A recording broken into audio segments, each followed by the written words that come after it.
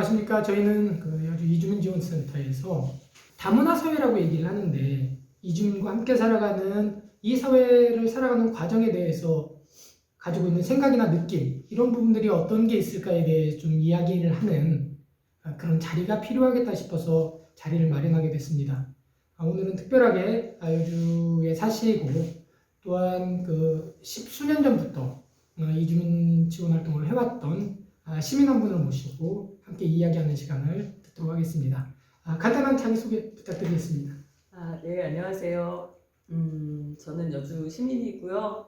50대 초반에 가정주부이고 직장인인 김금자라고 합니다. 김금자님과는 2005년도 정도죠. 그때부터 이주민 한글 지원 활동들을 좀 함께 해왔습니다. 사실 저희 세대에서 저희 어렸을 때에는 그 외국인을 본다는 게 사실은 되게 낯설고 신기한 일이었죠. 근데 어느 순간인가 우리 주변에 이주민들이 되게 많아졌어요. 이렇게 많아지는 이주민들이 그냥 길거리에서 지나는 게 아니라 우리 삶과 생활 속에서 함께했던 경험들이나 그런 느낌들 이런 부분들이 있다라고 한다면 좀 말씀을 좀 해주셨으면 좋겠습니다. 아까 말씀하신 것처럼 2005년 정도였던 것 같아요. 그 실력사의 그 주치 스님이었던 세영 스님이 그 이주민을 지원하는 센터를 하나 만들어야 되겠다. 그래서 그 이주민 지원 지금 이주민 지원센터의 전신격이죠. 그러니까 네, 그래서 지역에 이제 뜻있는 분들을 모아서 활동을 시작하셨어요. 그래서 그때 이주민들 많이 만나뵀습니다. 그래서 사시는 곳들도 가보고 굉장히 지금보다도 훨씬 열악했었죠. 그래서 사시는 곳들도 굉장히 누추했고 삶도 굉장히 이제 고단함이 얼굴에 막 다들 있으셨던 그런 기억이 있습니다. 김금자님께서 이주민 지원 그 활동 초기에 2005년도라고 얘기하니까 한 15년 넘게 된 것 같아요. 그 시절만 해도 사실은 지나는 이주민을 보기가 쉽지가 않았습니다. 요즘은 사실 이주민들과 함께 생활한다고 보는 게 맞겠죠. 예전에 길거리에서 지나치면서 보는 이주민과 그렇지 않고 우리의 삶과 아니면 우리 활동 속에서 함께했던 이주민과 함께했던 경험이나 특별한 사례나 이런 부분들이 있으면 좀 말씀해 주시면 좋겠습니다. 이글이라는 친구가 생각이 나요. 그래서 굉장히 이렇게 건실하고 그랬던 청년이었는데 그 친구 생각이 나고요. 네, 사는 곳에 저희가 이제 초대를 받아서 한번 갔었는데 정말 너무 초라한 집에 살고 있어서 저희가 오면서 가슴 아파했던 기억이 있습니다. 그리고 그거 외에 이제 그때만 해도 지금은 되게 각 나라에서 많은 그 이주 노동자들이 오시는데 그때만 해도 우즈베키스탄이 거의 대부분이었던 것 같아요. 그래서 그분들 축제 기간이 있어요. 그래서 축제 기간에 저희를 초대해서 식사를 대접해 주셨는데 그 행신 동안 너무 힘들어서 밥을 잘 못 먹겠던 기억이 있습니다. 근데 다른 분들은 굉장히 맛있게 잘 드셨어요. 그리고 되게 저희가 잘 접하지 못했던 지금은 이주민 축제할 때 이제 각 나라 음식들을 막 해서 그 여주 시민들도 굉장히 이제 익숙해졌을 거라는 생각이 들어요. 그때만 해도 낯설었던 음식을 먹었던 기억이 납니다. 맞아요. 보면 당시에서 이제 요즘은 샤슬릭이라고 하는 우즈베키스탄이나 러시아 중앙아시아에서 이제 먹는 꼬치 음식인데 저희 많이 먹잖아요. 근데 초기에는 이것 역시 쉽지는 않았어요. 거기에서 지라라고 하는 향신료, 뾰족뾰족했던 그 향신료가 이렇게 들어갔던 것 같은데 처음에는 그것도 저희한테 묻지 낯선 거였죠. 맞아요. 그런 경험들이 또 있네요. 그러면 김금자님께서는 한국 사람으로서 그리고 요즘 시민으로서 다문화 사회를 바라보는 느낌이나 다문화 사회라는 그 개념에 대한 받아들이는 느낌은 어떤 느낌인지에 대해서 좀 이야기 듣고 싶습니다. 다문화가 사실 말 그대로 다양한 문화, 많은 문화, 이런 긍정적인 의미를 포함하고 있지만 실은 저희가 일상생활에서 느끼는 다문화 사회에 대한 느낌은 전 많이 다르다고 생각해요. 솔직히 말해서. 그래서 힘겨운 일이 있을 때 정말 그 노동 현장 뭐 이런 데서 3T라고 얘기하는 이제 어려운 직종 이런 게 나타났을 때 저희는 다문화를 떠올리죠. 그리고 이주 노동자들을 떠올립니다.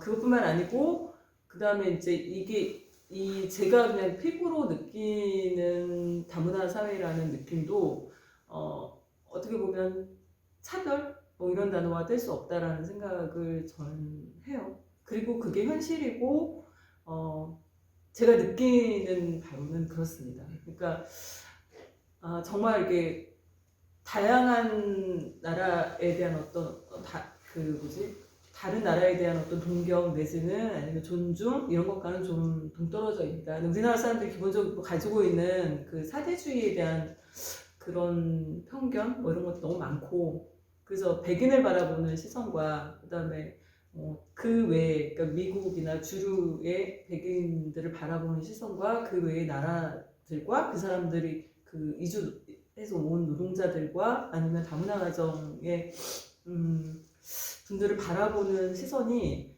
아직까지도 사실은 그렇게 열려 있고 또 가슴을 품을 준비가 안 돼 있다라는 게 저는 제가 느끼는 현실감입니다.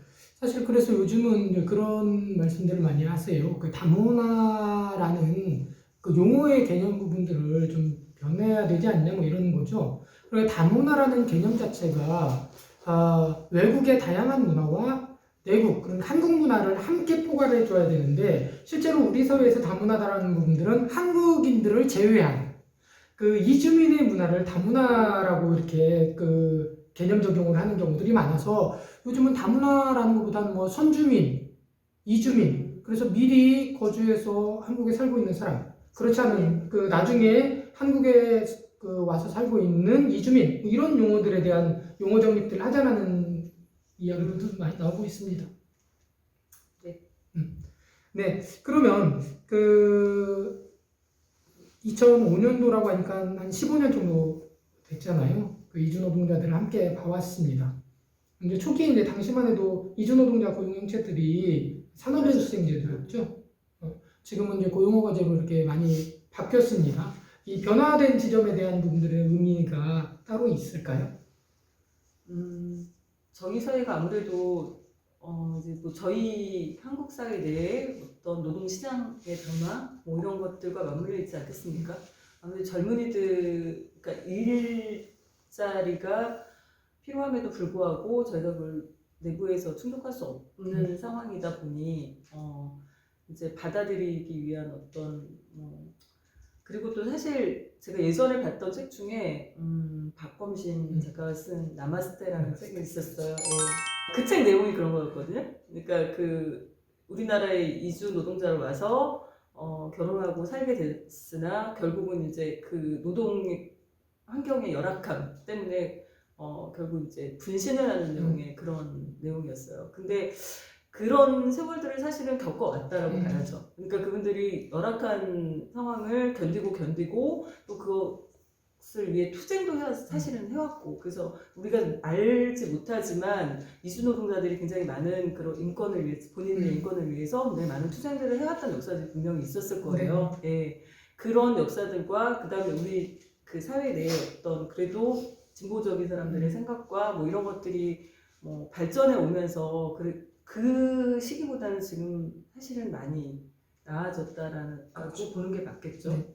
초기 그 나마스테에서 나오는 그 내용을 보면 이제 네팔 이주 노동자들이 그 이주 노동자 노동조합을 만들고 그래서 그 명동성당에서 농성도 하고 이런 과정들이 쭉 나옵니다. 그리고 사실 초기에 그 이주 노동자들이 우리 사회에서 그 자기 의견들을 내기 시작한 배경들이 그때 당시였어요. 초기에. 그 전까지는 이주 노동자들이라고 하는 개념 자체를 사실은 우리 사회에서 개념적 용어로 등장을 못했었습니다. 그렇게 어찌 보면 우리 사회에서 진보주의자들이 가지고 있었던 영향들, 역할들도 있었겠지만 이주 노동자 스스로 자신의 역할들을 찾아가는 과정들이 되게 많이 있었던 거죠. 그런 부분들이 있습니다. 어쨌건 초기 우리 사회가 산업연수생제도에서 고용허가제로 넘어가면서 노동자의 기본권들을 법률로서 보장을 하게 됐죠. 산업연수생제도라고 하면 연수생이라는 신분이기 때문에 노동자가 아닙니다. 그렇기 때문에 노동삼권부터 시작해서 이 부분들이 지켜지지 않다가 고용허가제로 전환이 되면서 어쨌든 노동자의 지위는 보장을 받은 거예요. 아직 그 부분들이 정확하게 충족되지는 못했겠지만, 그래서 이 고용허가제로에 정착되는 과정들 속에서의 의미라고 하면 어떤 부분들이 좀 있을까요? 뭐 좀 더 복잡한 문제일 수 있겠습니다. 국가에서 뭐 이주 노동자를 받아들이고 어느 선까지 허용을 할 것인가 뭐 이런 것들을 생각한다 그러면 뭐 국가 입장에서 다른 생각이 있을 수 있겠지만 사람이 가져야 될 기본권, 네, 인간이 가져야 될 기본권은 어떤 제도나 어떤 나라나 이런 걸 불문하고 가져야 되는 게 맞다라고 보여집니다. 그래서 제가 잘은 모르지만 뭐 그런 식으로 뭐 3번 이상 옮기면 안 되고 뭐 이런 제한을 둔다는 것 자체가 너무 비인간적이죠. 그러니까 너무 제한을 많이 준다라는 건 이 사회에서 그분들이 제대로 활동하고 그리고 이 사회 구성원으로서 어쨌든 얼마가 될지 모르겠지만 구성원으로서 정당한 대접을 받고 정당한 대우를 받고 있다라는 느낌을 갖지 못할 것이고, 그리고 그분들이 가지는 어떤 인간적인 열패감, 뭐 이런 것들을 생각한다면 너무 비인간적인 거라고 생각을 합니다. 개선되어져야 되는 게 맞다라고 보고요. 그게 어떤 형태가 될지는 저도 뭐 전문적이지 않으니까 다른 어떤 법적 형태로 변환이 필요하겠죠.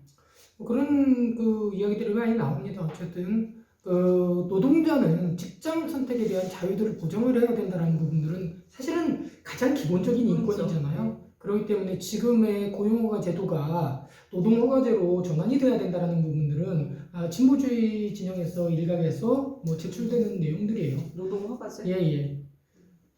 제가 사례로 한번 말씀드리면, 이제 제가 예전에 상담을 했던 상담 사례입니다. 스리랑카 노동자였는데, 한국에서 벽돌 공장에서 일을 했어요. 근데 벽돌 자체가 무거우니까 이걸 계속 들고 하는 일을 하다 보니까 고환 쪽이 내려앉는 그 병을 얻었어요. 근데 진단서는 다 발급을 받고, 그래서 사장님한테 제출을 했는데, 문제는 그 공장이 너무 노동 강도가 세다 보니까 이주 노동자들이 오지를 않는 거예요. 그러니까 이 친구가 자기 병이 있다라는 부분들을 밝혀줬음에도 불구하고 직장 이전들, 그러니까 이전을 할 수 있는 자유를 허락을 하지 않는 겁니다. 그래서 이 친구가 계속적으로 그 부분들에 대한 요구를 했음에도 불구하고 그러지 않다 보니까 이 친구가 나중에는 미등록으로 그냥 공장을 떠나버리는 경험들을 제가 상담을 했던 경험들이 있거든요. 그런 부분에서 보면 노동허가제가 어쨌든 인간으로서의 기본권, 노동하는 사람으로서 기본권으로서 노동허가제가 좀 심도 깊게 논의돼야 되지 않을까라는 생각들은 하고 있어요. 그러면 이게 고용허가제와 노동허가제의 차이는 방점이 고용에 있느냐 노동에 그런 있느냐 거죠. 주체의 차이가 달라지는 고용의 주체가 누구냐? 고용허가제는 고용의 주체가 사업주가 되는 거고, 노동허가제는 노동자가 되는 겁니다. 우리가 똑같죠. 뭐 저희가 직장 선택을 할 때 어느 사장이 저에게 너는 여기 와서 일을 하고 하는 게 아니라 내가 내 상황에 봤을 때 나는 여기서 일하겠습니다라고 얘기를 하는 거죠. 그게 노동허가 되는 거죠. 저희는 허가제를 구분하지 않고 우리 내국인들은 모두가 그냥 노동허가제 사회에 살고 있습니다. 근데 이 부분들이 이주민에게는 사실 다른 법이 적용이 되는 거죠. 그리고 더 하나 보면 뭐 그런 부분들은 있습니다. 자본의 이동은 세상에 자유롭거든요. 환영을 받고 있습니다. 근데 노동의 이동은 그 사회가 가지고 있었던 부분들, 배타성들이 심하게 나오는 거죠. 그런 부분에서 보면 자본의 이동이 자유롭듯이 노동의 이동도 자유로운 시대가 되어야 되지 않을까. 왜 그러냐면 지금 다국적 시대잖아요. 글로벌 시대고. 그런 의미가 있다고 봅니다. 네, 저도 일을 하고 있는 노동자로서 당연히 노동자로서 누려야 될 권리, 이런 것들이 이주 노동자들 특히 여기 얼마나 낯설고 땅 설고 물 설고 음식 설고 다 서는데 여기 와서 얼마나 힘들고 외롭고 그렇게 고생하시는 분들인데 그분들에게도 똑같이 적용돼야 되는 게 맞다라고 생각을 합니다. 만약에 제가 다른 나라에 가서 그렇게 많은 그런 대접을 받는다면 굉장히 서러울 것 같고 너무 힘들 것 같다는 생각이 들거든요. 그러니까 이게 뭐 모든 걸 다 떠나서 저는 뭐 법적으로 잘 모르고 전문적으로 잘 모르지만 인간적인 측면에서 같은 인간으로서 바라봤을 때 그렇게 바뀌는 게 맞다라고 생각을 하고 지금과 같은 고용허가제의 형태라면 이것이 빨리 개선되어야 되는 게 당연하죠. 예. 네. 그러면 좀 단순한 질문을 하나 좀 드리도록 하겠습니다.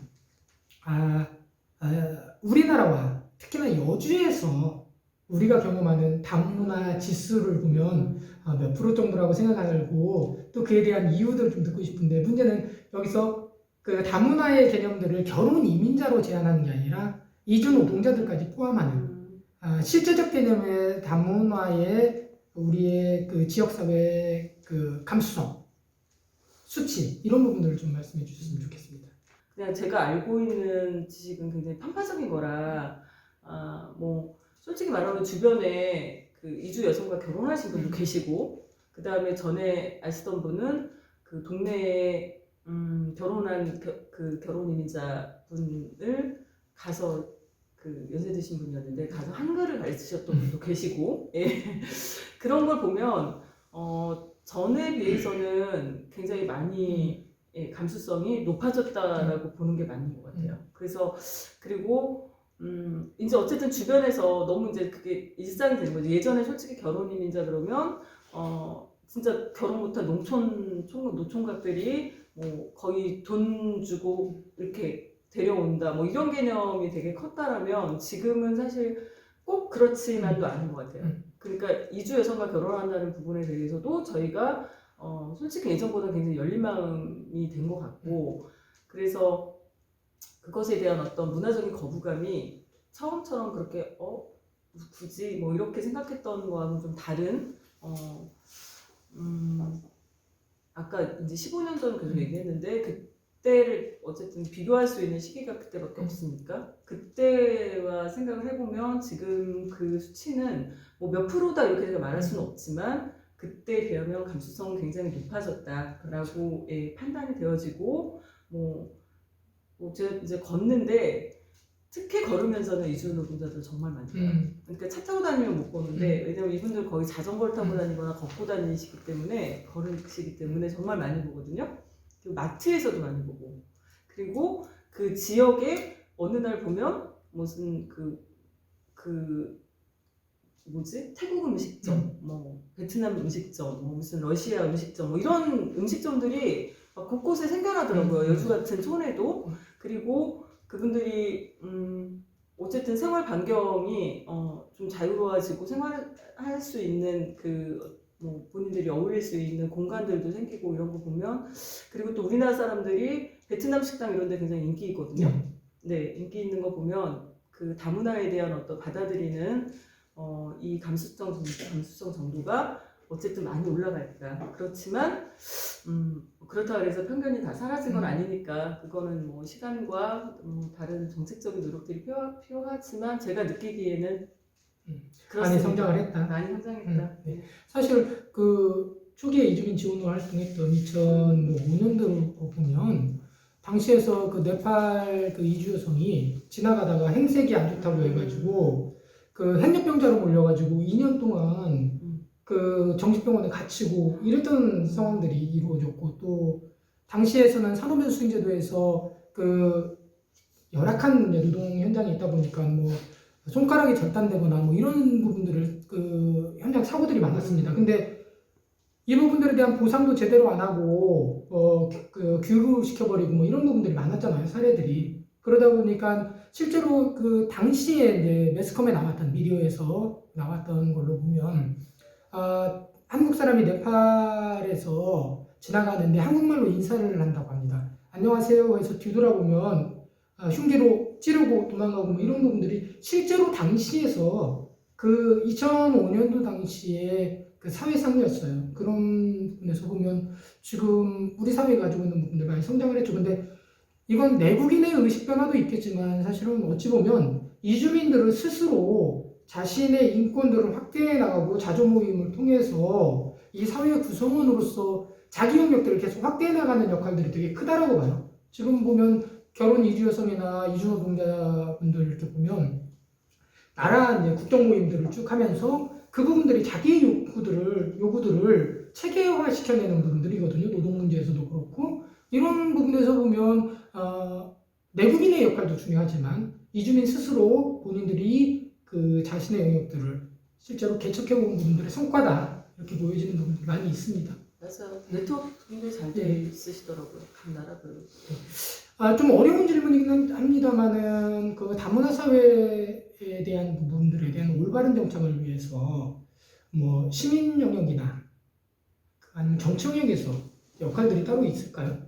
아까 얘기하는 중에 사실은 저는 뭐 고용허가제나 노동허가제에 대해서 잘 모르고 있었지만 그 얘기가 나왔잖아요. 정치 영역에서는 고용허가제로 노동허가제로 바꾸는 입법 활동들이 필요하겠고요.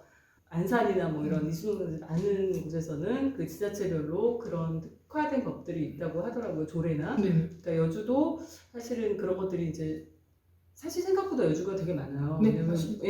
농촌에서도 많이 일손이 필요하고 해서 굉장히 많은데 그래서 여주도 사실은 좀 더 그런 부분에 좀 그 의회나 이런 데서 신경을 써줘야 되는 거 아닌가 이런 생각을 하고 있습니다. 네.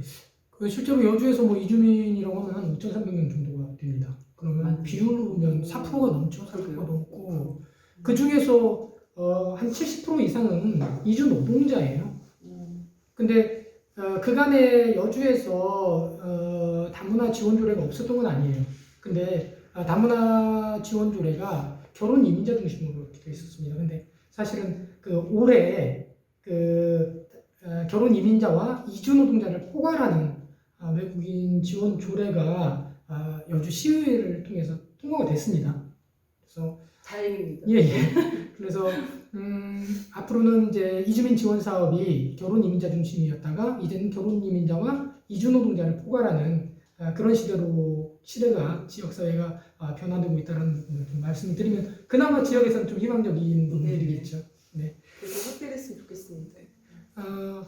이제 마지막 부분들입니다. 네. 2005년도와 비교하면 시대가 좀 많이 흘렀지만 여주 이주민 지원센터에게 좀 바라는 지점들이 따로 있을까요? 저는 좀 그 주부이기도 하고 그 다음에 사실은 그 외국에 나가서 사는 어려움 뭐 이런 것에 대해서 개인적인 이유로 그냥 사실 고민을 좀 가끔 하는 적이 있어서 정서적으로 좀 많이 보듬어줬으면 좋겠다라는 생각을 하고 있습니다. 그러니까 이주민 지원센터가 제가 알기로는 이주 노동자들을 위한 활동들을 많이 하는 걸로 알고 있는데 아까도 얘기했던 것처럼 정말 그 땅 설고 물 설고 음식 설고 그다음에 뭐 외롭고 뭐 이런 것들을 이제 견디면서 타지에 와 있는 분들이잖아요. 그래서 정책적인 뒷받침도 굉장히 중요하지만 정서적으로 이주민 지원센터가 그분들을 좀 따뜻하게 보듬을 수 있는 활동들 그런 것들을 좀 많이 했으면 좋겠다 이런 바람입니다. 못 도와드리면서 이런 얘기하는 게 미안하긴 한데 그렇습니다. 네. 어쨌든 뭐 그 바람을 저희가 가능하면 사실 뭐 여력이 많이 되지는 않습니다만 받고 좀 이주민의 실제 삶에서 그들과 함께 가는 발걸음을 같이 하는 여주 이주민 지원센터가 되도록 저희도 노력을 하겠습니다. 어쨌든 뭐 긴 시간 이렇게 함께 해주신 그 여주 시민으로서 그리고 다문화와 이주민에 대한 여러 시각을 가감없이 보여주신 김금자님께 감사의 말씀을 전합니다. 감사합니다. 네, 감사합니다.